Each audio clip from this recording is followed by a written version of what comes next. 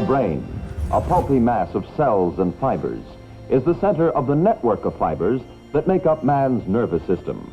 Historically, medical professionals and scientists as well thought that women were pretty much the same as men with different reproductive organs, but that our brains were fundamentally or essentially the same. Sadly, still today, we teach and practice bikini medicine. I see the brain as pivotal. That's where it is. That's the warehouse for everything that happens in terms of a woman's body and her whole journey from the beginning to the end. We know that women get diagnosed with Alzheimer's disease at double the rate of men. We need to look in a woman's 30s and her 40s to see what are the levers that we can pull to reduce her risk of Alzheimer's disease. So I named my book The XX Brain to really acknowledge the fact that the two X chromosomes that define a female really have implications not just for a reproductive life, but also for our brains. From the moment you're born, an XX cell contains almost 1,000 genes more than a cell that contains just the Y chromosome instead of a double X. And many of these genes are really involved with brain function.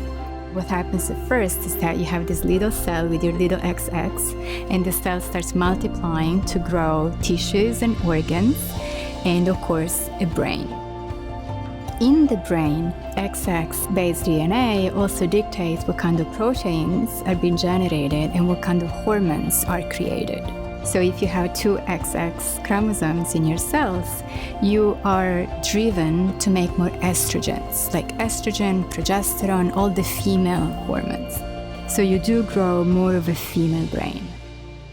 You can tell the difference between a female brain and a male brain with about 85% accuracy. Women in general have a larger hippocampus. So that's the part of the brain that does memory consolidation and emotional regulation.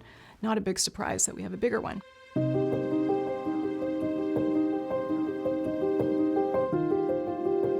We're looking at the implications of estrogen declines as a possible risk factor for Alzheimer's disease. There are new studies showing how women with a shorter reproductive lifespan are also higher risk of dementia. So those who perhaps go through puberty a little bit later on in life and go through menopause earlier. There's so many things that are impacting you, whether it's where you live, what kind of food is available at home, your responsibilities at work or school. But at the same time, you do have control over things that, if you make them simple habits, can help to keep you healthy in terms of your brain and your thinking for the rest of your life. The role of the brain, I mean, it's the almighty, all-controlling being of a person. And it really is a co-pilot to the ovaries as we go through the hormonal journey of life, starting in puberty and beyond menopause.